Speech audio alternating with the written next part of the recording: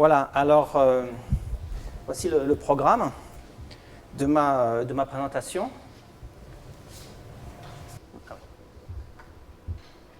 Je vais me focaliser sur l'enseignement et la recherche, ainsi que les concepts véhiculés en économie et finance. Je ne souhaite pas dresser un tableau exagérément sombre.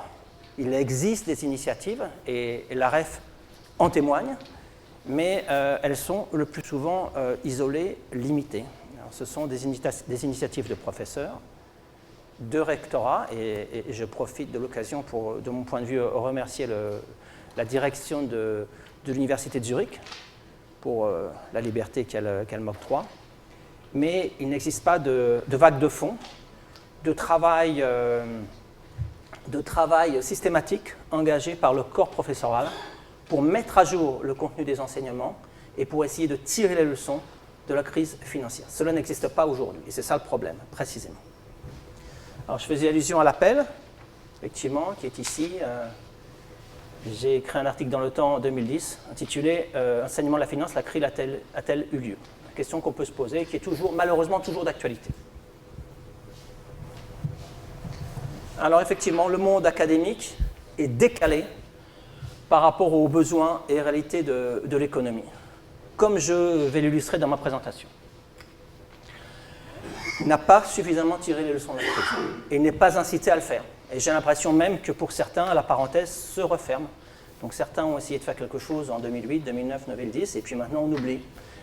Et on fait comme d'habitude, business as usual. Et par ailleurs, le corps professoral est perméable, et c'est un euphémisme, est perméable aux intérêts des grandes banques et à ceux des institutions financières internationales. Donc lorsqu'il y a un scandale, et malheureusement ils sont réguliers, concernant une grande banque en Suisse, par exemple celle dont le nom commence par U, je ne donnerai aucun nom, eh bien pourquoi se cacher dans son bureau et ne pas dire les choses clairement? C'est un scandale, effectivement, et ça ne peut pas être justifié. Les professeurs sont payés, sont rémunérés par le contribuable, principalement par le contribuable, et donc ils ne sont pas les porte-parole de telle ou telle institution financière. Ils doivent s'exprimer de manière objective, essayer d'analyser la situation et dire ce qui est bien, ce qui est mal, et de proposer des solutions. C'est notre responsabilité. Autre point essentiel, à mon avis, en finance, d'ailleurs comme souvent en économie, on traite de la question des prix des actifs financiers, mais pas de celle des valeurs. Les valeurs des professeurs, les valeurs des étudiants, les valeurs de la société. Donc avant de s'engager dans une réflexion quantitative, technique, il faudrait traiter ce point, aborder cette question. Il y a eu de nombreux traders qui sont allés en prison. À quel moment ont-ils dérapé et pourquoi l'ont-ils fait? En dernière instance, la question qui se pose est de savoir si l'argent est un moyen ou une fin.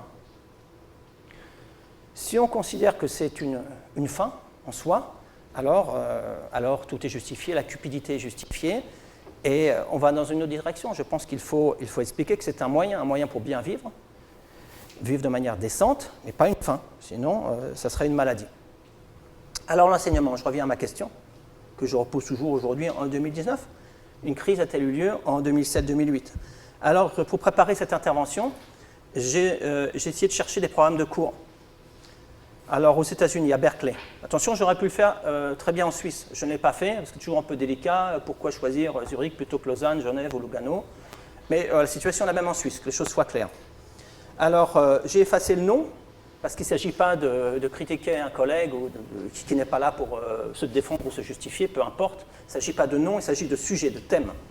Alors Berkeley, vous voyez un programme de cours en 2009, en finance, au niveau de la licence, bachelor. Très bien, alors on l'examine, ce programme, il est là. Bon, c'est technique, on ne va pas rentrer dans les détails. Pas mention, la crise, rien. Ouais, absolument rien. Alors on passe à 2016, on se dit que peut-être qu'avec un peu de recul, le ou la collègue auront tiré les leçons de cette crise. Là, c'est un cours de MBA donné par la même personne, 2016, et avec un programme tout à fait similaire. Donc, on tourne la page, la crise n'a même pas existé. On n'en parle pas, ce n'est pas pertinent.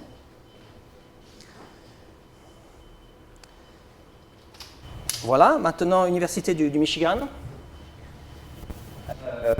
2009, un cours de master, 2009, en finance.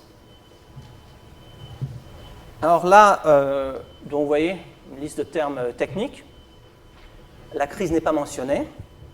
Et puis tout de même, à la seconde page, on voit quelque chose d'intéressant et de positif.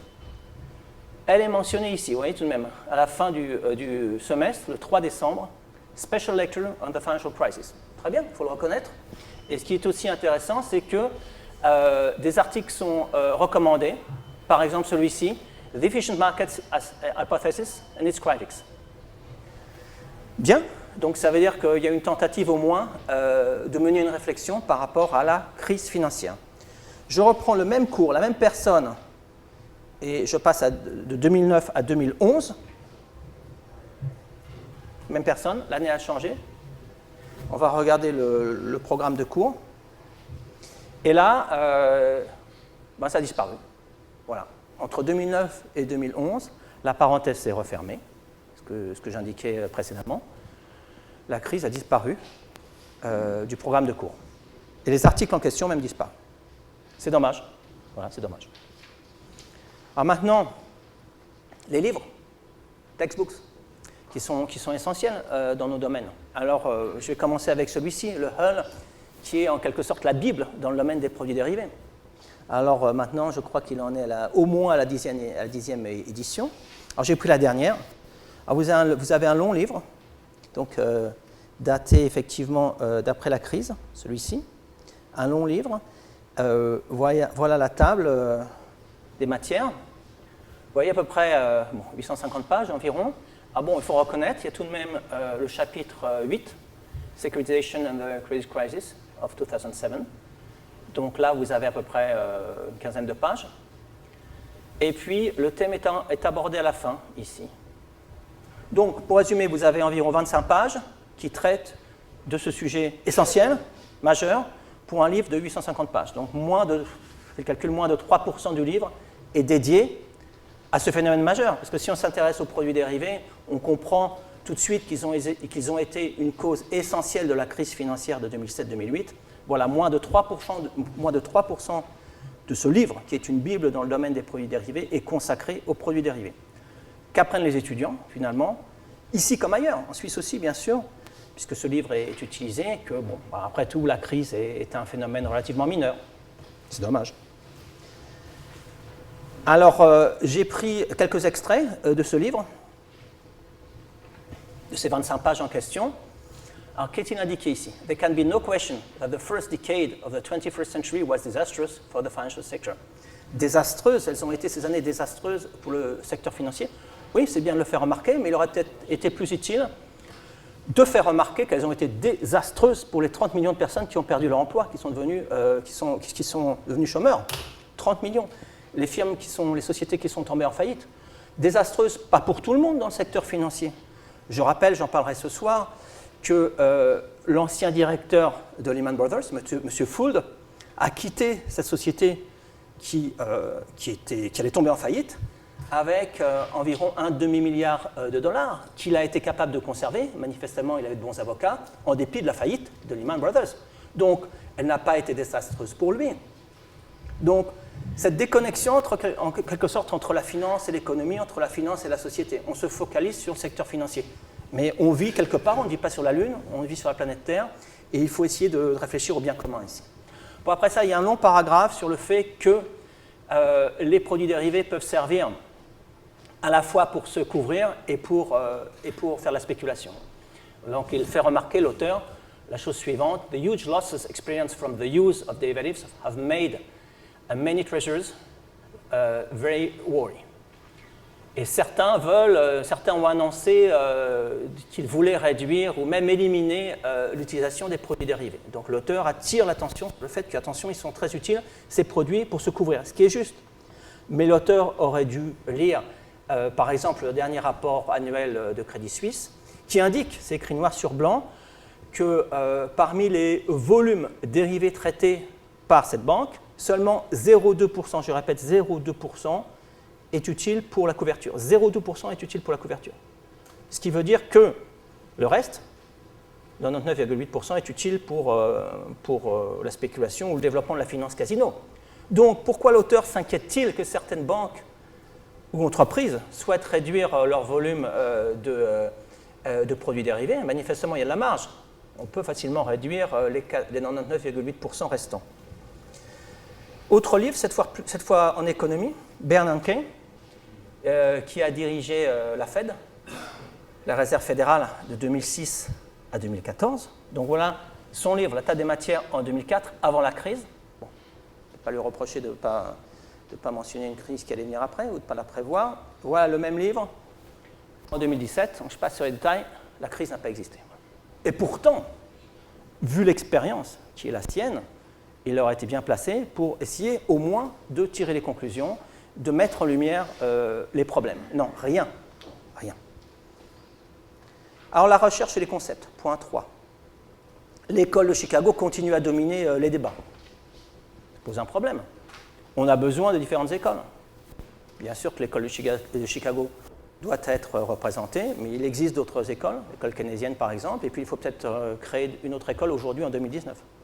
Elle contrôle les revues dites A. Vous savez, des classements de revues, tout est classé aujourd'hui, les universités, les revues, les banques. Donc si on s'exprime de manière critique, bon, ça va être délicat de publier. On est confronté aussi à une amnésie collective. L'histoire de l'économie est mise sur la touche. Donc il faut lire, on est incité à lire, les étudiants sont incités à lire les publications les plus récentes. Et pourquoi? Il y a certainement des collègues qui, il y a 20 ans, 30 ans, 50 ans, ont écrit des livres, certains d'ailleurs sur l'histoire de la crise, tout à fait pertinents. Non, il faut se concentrer sur ce qui vient de sortir. La question de la pertinence sociale des thèmes traités se pose. Alors je vous donne un exemple, Journal of Economic Theory. Bon, oui, j'ai juste indiqué quelques titres, les noms ne sont pas pertinents.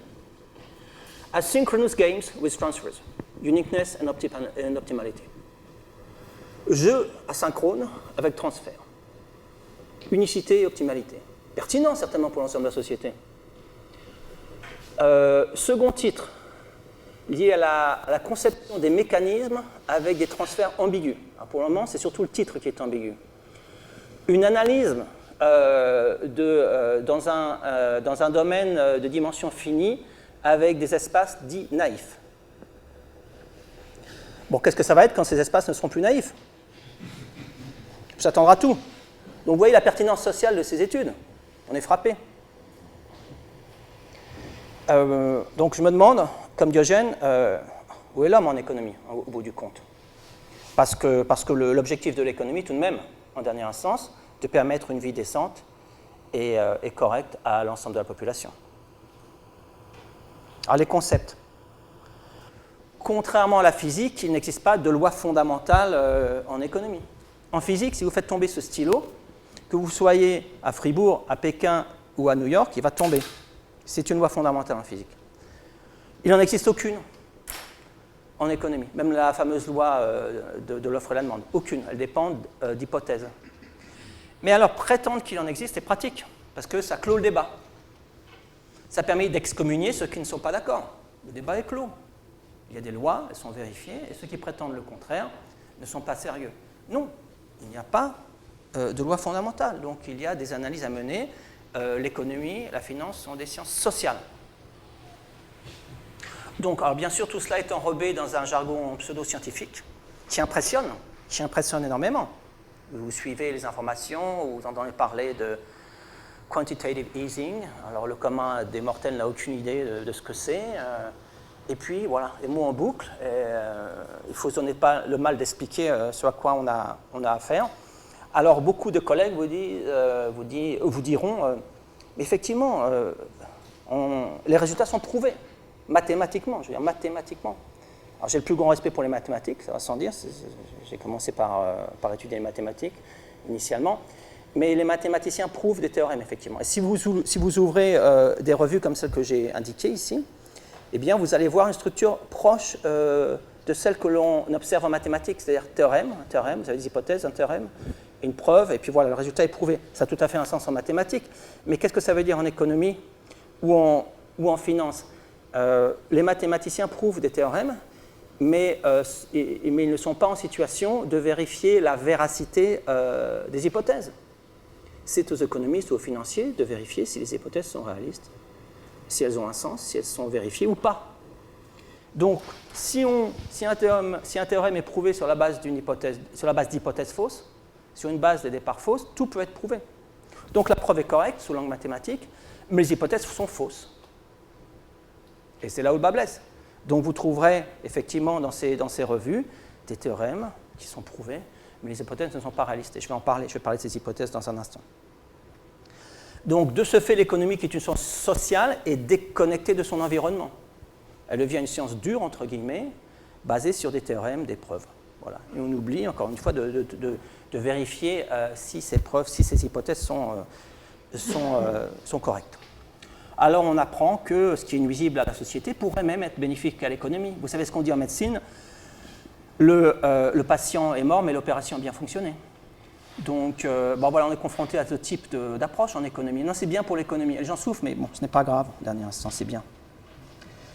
Alors, de nombreux concepts sont inadaptés au contexte actuel et peu réalistes. Alors, on va les passer en revue brièvement. Les marchés financiers auraient toujours raison. Vous connaissez l'hypothèse d'efficience des marchés. Ils seraient efficients, ils seraient parfaits, ils seraient en quelque sorte l'alpha et l'oméga d'une nouvelle religion, parce qu'il s'agit bien de cela, c'est une nouvelle religion, il faut y croire. Et sinon, eh bien, on a des soucis, on est excommunié. Il faut y croire malgré les contradictions flagrantes entre ce qui est prêché par cette religion et la réalité. Alors, la théorie prétend que les marchés sont efficients, parfaits, qu'ils ont toujours raison. En réalité, ils sont manipulés à grande échelle. Ils sont manipulés à grande échelle par des institutions financières ayant suffisamment de poids. Vous avez entendu parler du scandale du Libor, des devises, des transactions à haute fréquence, je vais donner un exemple, etc. Les marchés, les politiques monétaires aussi, on en a parlé il y a un instant, dites non conventionnelles. Elles aboutissent sur quoi? Sur un taux d'intérêt négatif, qui traduit un dysfonctionnement majeur de l'économie. Le taux d'intérêt, c'est le prix de l'argent. C'est ce que vous payez pour récupérer de l'argent, dans le cadre d'un prêt. Qu'un prix soit négatif, ça pose un problème. Enfin, ça devrait en poser un. Imaginons qu'à midi, certains d'entre nous aillent dans une pizzeria, manger une bonne pizza, et puis vous récupérez la facture, elle est négative. Donc, vous avez consommé une pizza qui coûte 20 francs. En réalité, on vous donne une facture avec moins 2 francs. Donc, on vous donne 2 francs. Magnifique. Donc, vous revenez le soir même, peut-être avec nous tous, avec vos amis, la famille. Bon, mais la pizzeria va tomber en faillite rapidement. Donc, on peut le comprendre ponctuellement. Bien sûr, peut-être pour une politique de promotion de cette pizzeria, on peut le comprendre ponctuellement pour les banques centrales. Mais ça fait tellement longtemps que ça dure qu'on se pose de vraies questions. Parce qu'encore une fois, un prix négatif n'est pas ni normal ni naturel en économie. Donc les banques centrales sont dans une impasse et au lieu d'essayer de réfléchir, d'utiliser de nouveaux paradigmes, de changer de direction, elles accélèrent. Alors, je voudrais vous donner un exemple, bref, de manipulation pour être concret, pour être très concret. Vous avez entendu parler du trading à haute fréquence. Donc il s'agit de l'achat et la vente d'actions à la micro ou à la milliseconde. Donc voilà ce qui s'est passé. Donc ça, on a pu capturer, on a une capture d'écran ici, de 2011, qui est malheureusement toujours d'actualité. Donc l'ordinateur, parce qu'il s'agit d'ordinateur ici, hein, ça va trop vite pour nous.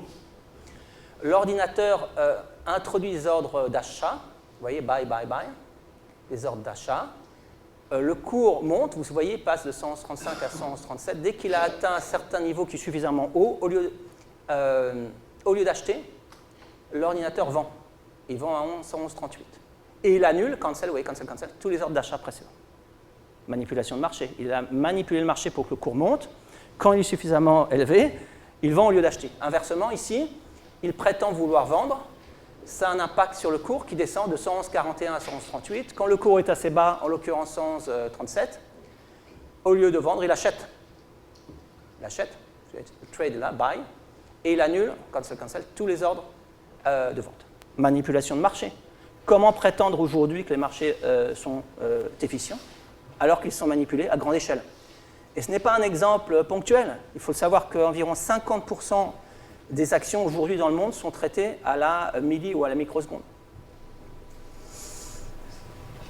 Existence d'actifs hors risque, autre hypothèse centrale en finance. Moi, je vous pose la question, qu'est-ce qui est hors risque aujourd'hui en 2019? Alors certains vont me dire une obligation américaine. Non, puisque vous avez le risque de change.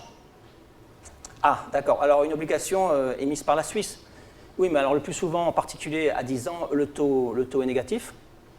Donc, qu'est-ce que ça veut dire qu'une obligation, est-ce qu'elle est au risque, une obligation qui est dotée d'un taux négatif? C'est pire que le risque, vous êtes sûr de perdre l'argent. Vous investissez 100 et vous récupérez 99 après 10 ans, par exemple. Donc, vous perdez de l'argent à coup sûr. Donc, ce n'est pas au risque. L'absence d'opportunité d'arbitrage, c'est un peu technique, juste en 2 mots pour donner l'intuition. En économie, si vous cherchez des prix, vous vous référez à l'offre et à la demande, qui sont censés se croiser et qui donneraient un prix et une quantité d'équilibre. Très bien. En finance, ce n'est pas le cas. Vous basez sur une hypothèse qui n'est pas vérifiée, une de plus, l'absence d'arbitrage.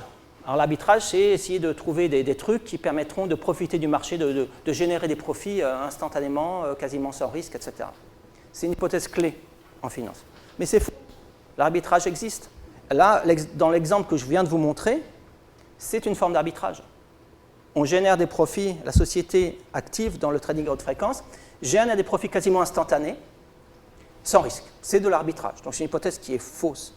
La théorie de l'équilibre général, là aussi, très fréquente en économie, paradoxal de développer une théorie depuis de nombreuses années, d'avoir développé et d'utiliser une théorie de l'équilibre dit général, alors que nous sommes confrontés à un déséquilibre permanent. Donc il faudrait mieux se centrer sur le déséquilibre plutôt que sur le soi-disant équilibre. Et puis la cupidité, encore une fois, serait respectable. Je cite ici un article publié par le directeur du Swiss Finance Institute, François de Georges, dans la NZZ en décembre dernier. Voilà, selon lui, la cupidité serait respectable. Donc l'argent comme fin est respectable. Donc voilà où on en est. Pour vous donner une idée, pour illustrer le problème auquel on est confronté dans ce cas, juste une anecdote à ce niveau-là, pour mettre en lumière ce qui se passe lorsque quelqu'un pense que c'est l'argent qui a la fin en soi. J'ai rencontré il y a une douzaine d'années, un peu par hasard, un de mes anciens étudiants, et le fait est que, à Zurich, et le fait est que sa femme venait d'accoucher la veille. Et il avait trouvé par ailleurs un emploi dans une grande banque internationale. Donc, je lui ai posé des questions concernant l'état de santé de sa femme, de son enfant, et il rebasculait chaque fois sur les millions qu'il avait gérés la semaine précédente, le jour précédent. Et j'ai essayé, et chaque fois il rebasculait la conversation. Puis à la fin, je suis parti. Voilà, ce sont des gens qui confondent l'être avec l'avoir, l'être avec le paraître, qui sont perdus. Simplement, ils reproduisent ce qu'ils ont appris sur les bancs de l'université. Donc, il faut le savoir. Donc, certains sujets sont négligés ou tabous. Les débats portent sur des thèmes mineurs plutôt que sur les sujets essentiels. Un exemple, le rôle de la finance. Est-ce que la finance doit servir l'économie ou se servir? Paul Lemiski a mené une réflexion depuis de nombreuses années sur ce thème, qui n'est malheureusement pas traité, qui est complètement négligé aujourd'hui en finance. Les valeurs sont-elles uniquement financières? Encore une fois, c'est le point précédent. Certains confondent l'être avec l'avoir, l'être avec le paraître. Le supposé ruissellement vers le bas, alors ça on l'entend souvent aussi. Chaque fois qu'au niveau international qu'il y a des élections, on nous parle d'un ruissellement vers le bas. Le problème, c'est qu'il n'obéit pas aux lois de la pesanteur, il ruisselle vers le haut. Et c'est un fait, parce que des richesses énormes, extravagantes ont été accumulées. Comment orienter, un thème actuel, comment orienter les énormes flux financiers vers la lutte contre le réchauffement climatique?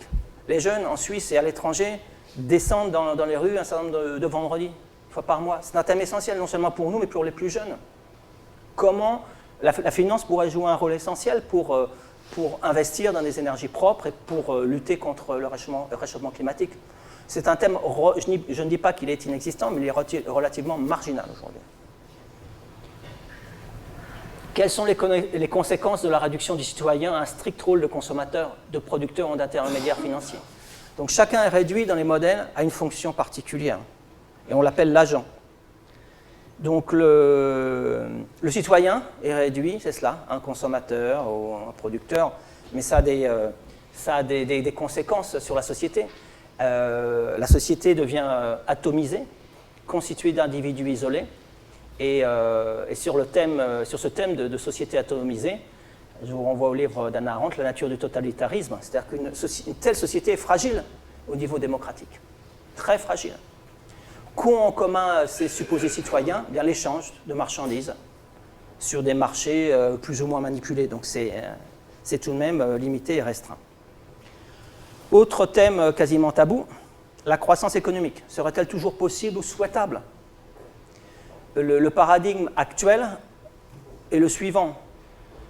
Générer de la croissance dans l'espoir de rembourser une partie de la dette et s'endetter dans l'espoir de générer de la croissance.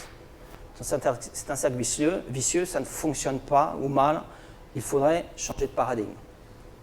Introduire l'interdisciplinarité, justement, à des objectifs de la REF. La croissance est un thème par définition interdisciplinaire.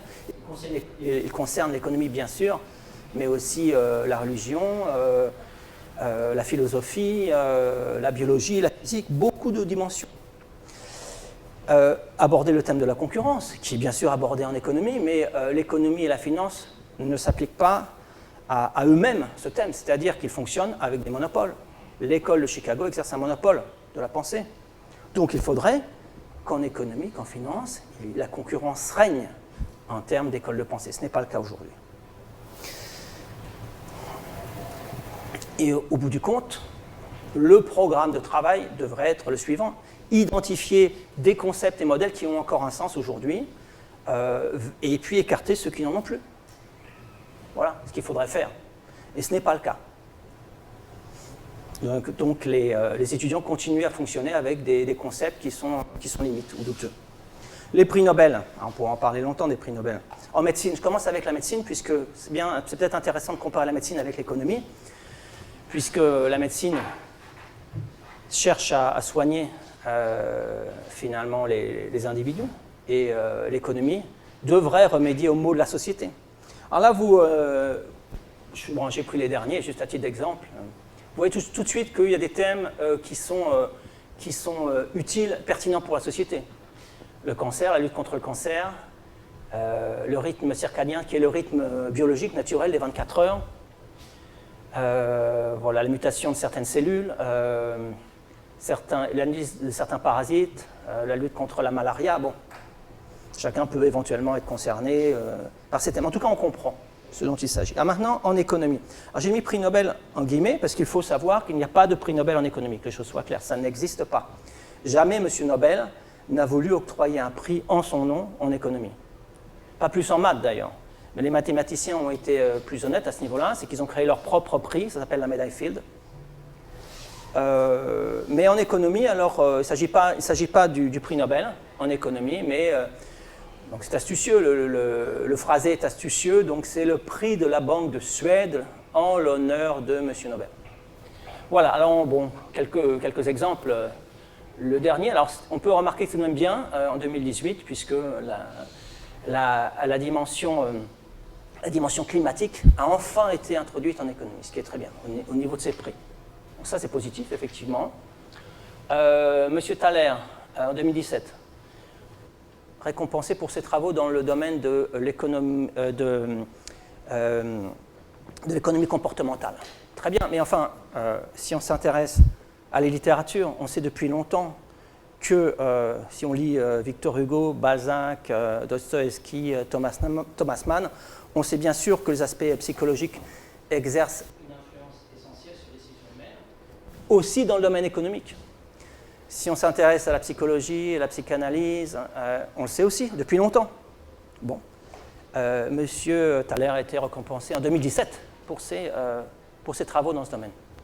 2013, donc plus 3 collègues ont été récompensés pour leurs études empiriques sur le prix des actifs. Alors, il faut savoir que M. Fama est associé à la théorie de l'efficience des marchés, partie de l'école de Chicago, donc on en a déjà parlé.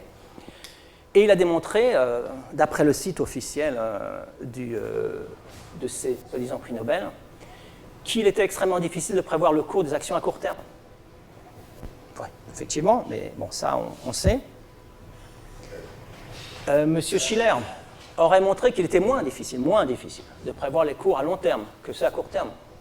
Ah, bravo. Ah, bravo.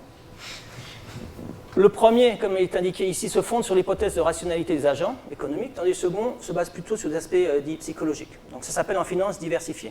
On en prend plusieurs personnes ayant des théories différentes, voire opposées, et puis on les rassemble. 97, Merton. Alors, vous vous souvenez peut-être de M. Merton, qui a été associé à la faillite du fonds LTCM à New York. Lui et Scholl, d'ailleurs, 2 prix Nobel. Alors, avant cette faillite, ils ont beaucoup voyagé en Europe. À l'époque, je travaillais à HEC, à Paris. Ils ont été accueillis à HEC comme ailleurs. Le tapis rouge était déroulé, ils venaient avec leur famille. Et puis, bon, au bout du compte, bon, il y a eu cette faillite, basée de ce fonds, basée sur des concepts qui étaient faux, une stratégie basée sur des concepts qui n'étaient pas corrects. Et il continue à rayonner, en quelque sorte. Lucas, 95. Alors là, c'est la théorie, effectivement, des anticipations rationnelles. On y a fait allusion. Donc, qu'est-ce que ça signifie? Pour résumer, en un mot, ou plusieurs, les agents ne se trompent pas lorsqu'ils forment leurs anticipations. Si c'était vrai, ça se saurait. Bien sûr qu'il y a des erreurs. Monsieur Debreu, 83, qui a développé la théorie de l'équilibre général. Personne très intelligente, très brillante, bien sûr. Mais encore une fois, nous sommes confrontés aujourd'hui à des déséquilibres profonds qu'il s'agirait d'analyser, plutôt que de supposer équilibre. Alors maintenant, faire allusion à 2 collègues qui n'ont pas été entre guillemets nobelisés, mais M. Mishkin, je ne sais pas si vous avez vu le film Inside Job, j'ai un petit extrait ici. Il a posé son nom en 2006, avant l'éclatement de la crise, sur un rapport concernant la situation en Islande. Et le titre était « Stabilité financière en Islande ». Et puis bon, vous vous souvenez, non? Puis bon, le titre a changé, ce que lui fait remarquer le journaliste, vous allez voir dans un instant, il fait remarquer que ça s'est devenu « Instabilité en Islande ». Alors bon, il se justifie d'une manière ou d'une autre. On va voir si ça fonctionne. In 2006, you co-authored a study of Iceland's financial system. Right. Iceland is also an advanced country with excellent institutions, low corruption, rule of law. The economy has already adjusted to financial liberalization, while prudential regulation and supervision is generally quite strong. Yeah, and that was the mistake. That turns out that the prudential regulation and supervision was not strong in Iceland, and particularly so what during led this you period. to think that it was? I think that you're going with the information you had, and generally the view was that Iceland had very good institutions. It was a very advanced country. Who told you that? What kind of research did you do? You talk to people. You have faith in the central bank, which actually did fall down on the job. Clearly, why do you have faith in a central bank? Well, that faith because you go with the information you have. How much were you paid to write it? I was paid. I think the number was, it's public information.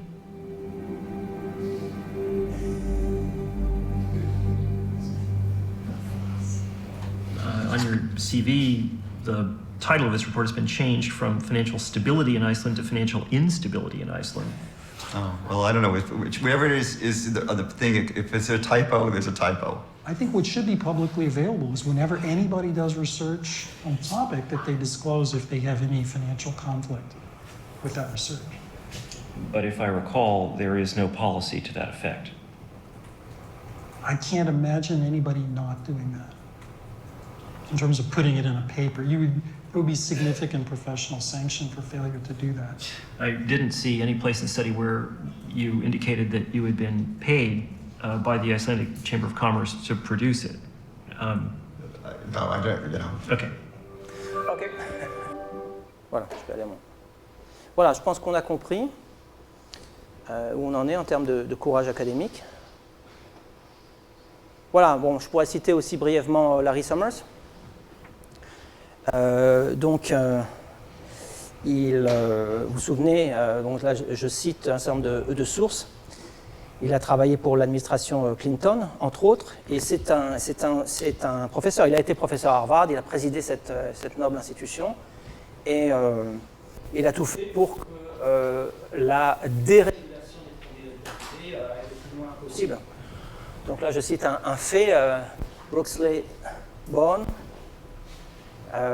qui dirigeait effectivement la Commodity Futures Trading Commission, s'inquiétait de cette politique de dérégulation, et elle aurait reçu un appel de Larry Summers, entouré de 13 banquiers, qui, en colère, selon lui, qui réclamaient sa démission. Voilà. Bon, vous connaissez par ailleurs les déclarations de M. Larry Summers, qui a dit en 2006 « Les pays sous-peuplés d'Afrique sont largement sous-pollués. La qualité de l'air y est d'un niveau inutilement élevé par rapport à Los Angeles ou Mexico. Il faut encourager une migration plus importante des industries polluantes vers les pays les moins avancés. » Je pense que la logique économique qui veut que des masses de déchets toxiques soient déversées là où les salaires sont les plus faibles est imparable.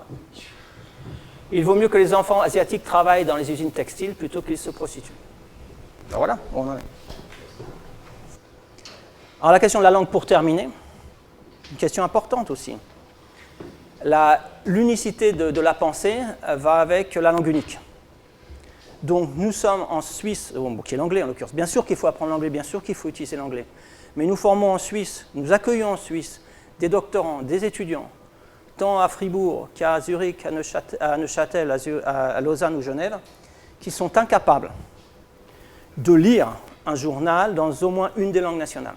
Donc en l'occurrence, ils sont incapables de lire le journal Le Temps. Des spécialistes en économie, des spécialistes en finance, qui ne savent pas comment les gens travaillent, vivent, souffrent. Non, des connexions de l'économie et de la société. Donc il faut que cela se sache, puisque ces étudiants sont souvent financés par le contribuable. Alors une politique comme ça, menée par exemple aux États-Unis ou en Australie, est plus intelligente, puisque l'anglais est leur langue nationale. Donc ces étudiants, après avoir été formés dans ces pays, restent en contact avec le pays en question, ce qui est bien pour les États-Unis et pour l'Australie. Pour nous, ces étudiants partent souvent à l'étranger. Lorsqu'ils ont passé 1 an, 2 ans, 3 ans, 4 ans en Suisse, ils sont restés dans leur bulle, avec d'autres étudiants comme eux qui ne parlaient ni l'allemand, ni le français, ni l'italien. Puis ils disparaissent dans le grand monde.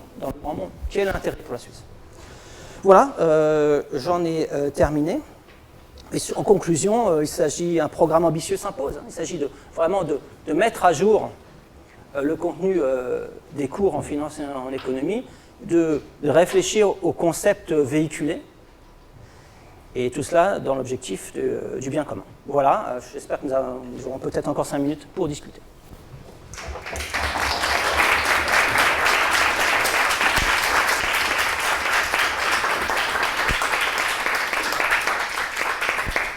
Monsieur le modérateur. Je me permets de compléter la discussion avec la question s'il existe en fait des écoles alternatives en finance, ou bien s'il faut créer cette alternative. Est-ce qu'il y a des courants peut-être plus souterrains qu'on peut rendre accessibles au grand public et puis, ils sont tellement souterrains qu'on a du mal à les voir, c'est ça. Ils sont tellement souterrains qu'on a du mal à les voir. Mais bon, l'espoir existe. La finance dite durable, il y a un certain nombre de projets, tant en Suisse qu'à l'étranger. Et oui, effectivement, on essaye d'aller de l'avant, et on est en minorité, mais cette minorité est active. Encore une fois, la REF en témoigne. Mais il faut créer de nouveaux concepts qui battent en brèche les concepts actuels, parce qu'ils ne tiennent plus, tout simplement. Donc il faut avoir le courage de dire non, ça ne va plus, ce qui est enseigné ne va plus, les livres utilisés ne sont pas corrects. Pour la plupart, pas tous, bien sûr. Il ne s'agit pas de tout rejeter, mais il s'agit de dire voilà, ça fonctionne bien, ici on a des modèles qui fonctionnent bien, des concepts corrects. Ici, c'est vraiment à écarter, et puis voilà la frontière. Donc ça, ce n'est pas fait de manière systématique, mais encore une fois, une école, ça serait un grand mot, mais en tout cas, on a des activités, en Suisse en particulier, qui permettraient de pouvoir déboucher sur une école à terme. J'aurais une question par rapport à la stratégie ou les tactiques que vous pensez qu'on devrait adopter pour attaquer tous ces problèmes que vous décrivez. Est-ce qu'on pourrait passer à une étape supérieure? Moi, je pensais aux conférences académiques organisées par le mainstream et aller d'une manière plus militante, poser les questions qui dérangent, aller faire des actions un peu plus directes et confrontationnelles que se regrouper simplement. Non, mais ça c'est important. Bon, certains étudiants, je pense tant à Genève qu'à Zurich, ont écrit à l'époque une lettre ouverte aux recteurs respectifs pour que ces universités développent de nouveaux cours. Ce qui a été fait partiellement. Donc voilà, les étudiants peuvent jouer un rôle, mais il faut vraiment qu'ils soient actifs. Parce que le risque, c'est que tout cela s'enlise. Bien sûr, dès qu'un recteur reçoit un courrier, qu'est-ce qu'il fait? Il crée une commission. commission de travail, après 2 ans, 3 ans, 4 ans, et peut-être un résultat. Non, il faut que les étudiants poussent, créent de nouveaux cours, demandez à ce que de nouveaux cursus soient créés. Et quant aux conférences auxquelles vous faisiez allusion, bon, c'est difficile parce que pour prendre la parole, pour présenter déjà un travail, c'est compliqué si on n'est pas mainstream. Alors vous pouvez certainement poser une question, mais ça sera limité, les gens vont se retourner et puis seront un peu surpris et puis ils passeront à autre chose. Donc je ne suis pas persuadé de l'impact. L'impact, à mon avis, doit venir de l'extérieur. Parler avec des journalistes, parler avec des collègues dans d'autres disciplines qui sont très ouverts souvent, en histoire, en sociologie, même en mathématiques. Il faut que cela se sache. Est-ce que l'argent du contribuable, en dernière instance, n'est pas utilisé à bon escient? Si on va vraiment taxer, il y a une dimension que vous pourrez probablement pas traiter aujourd'hui. Mais par exemple, si on va aux États-Unis dans les années 50, il y avait une énorme pression sur la profession d'éliminer les problèmes qui sont un peu sujets de controverse. Le texte, Samuelson, dans l'entretien de la fin des années 70, a dit vis-à-vis de la première édition de son célèbre texte Economics, qu'ils ont fait une sorte d'autocensure en éliminant toutes les choses qui pouvaient donner de l'offense. À qui? C'est-à-dire, on a vu bien sûr ce qui est arrivé à ce texte de Lloyd Larsh's Economics, où les forces de l'argent qui ont influence sur les universités aux États-Unis ont dit, car c'est un grand succès au début, et ils ont dit, il faut que vous retirez ce texte de curriculum des étudiants, parce qu'ils ne le voulaient pas. Et ça, ce n'est pas un texte marxiste, c'était juste un texte qui favorisait une métaphore, une politique macroéconomique keynesienne, etc. Lloyd Larsh, bien sûr, était soldat pendant la Deuxième Guerre mondiale, et il était conscient de cette force. Et il a écrit un texte, et dans il y avait bien sûr l'expérience de sa vie, mais on ne voulait pas.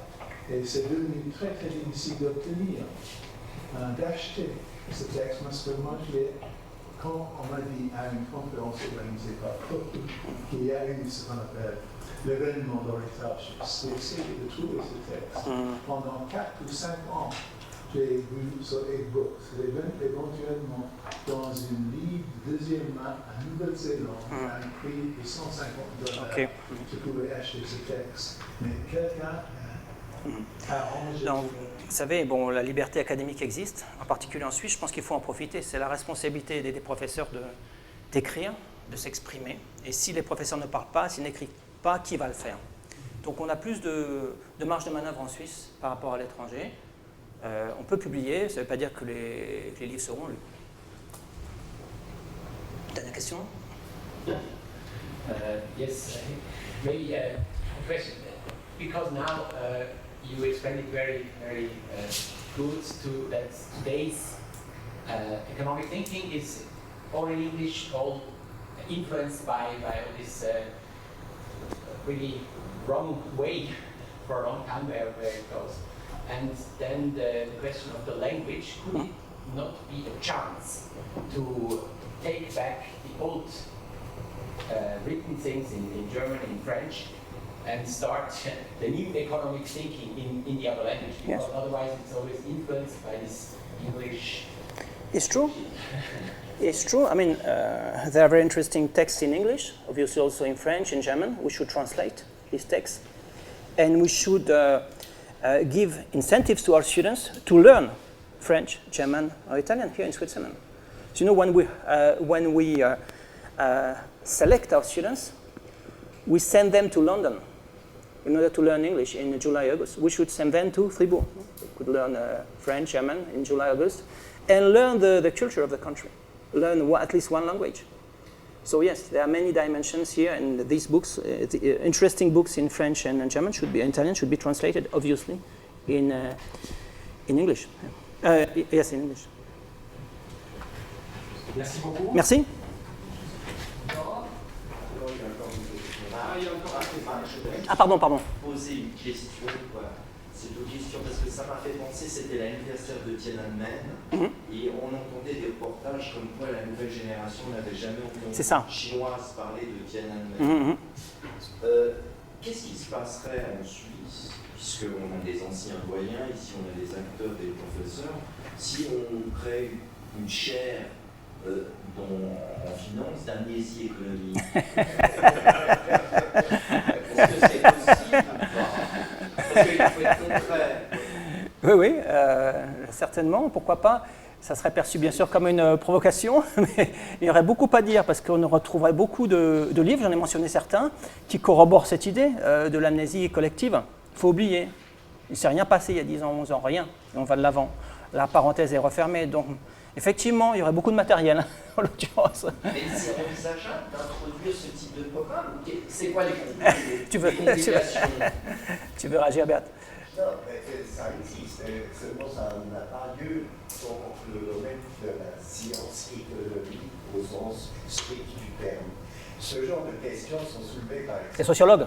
En sociologie, en histoire économique, ou aussi en sciences politiques, en relations internationales, où on a la peine à définir qu'est-ce que c'est le champ d'études des relations internationales, donc la moyenne, et on sait que ça doit un petit peu être compris par le domaine éclairé par l'économie, par l'histoire et le politique. Et là, tout d'un coup, il y a l'émergence d'enseignements interdisciplinaires. Et donc, rien n'est pas perdu. Il y a par exemple European Science Foundation qui finance les projets de recherche sur l'économie, toujours dans l'esprit interdisciplinaire. Les recherches qui sont financées par l'Europe doivent être socio-économiques, impérativement pour contenir une réflexion du lien entre l'économie et le social. Donc c'est beaucoup plus un problème interne des critères d'excellence que l'université s'est donné pour sa propre promotion interne, où il y avait des dérives scolastiques importantes. Effectivement, donc moi je le vois plus en externe qu'en interne. En interne, ça serait perçu comme une provocation. Alors, à mon avis, oui, vu l'état d'esprit général, disons de la majorité, pas de tous, mais de la majorité, parler d'amnésie, ce serait perçu comme une provocation. C'est surtout une critique frontale de la pensée évolutive. Oui, c'est ça, il faut le savoir, malheureusement. Mais en sociologie, oui, certainement.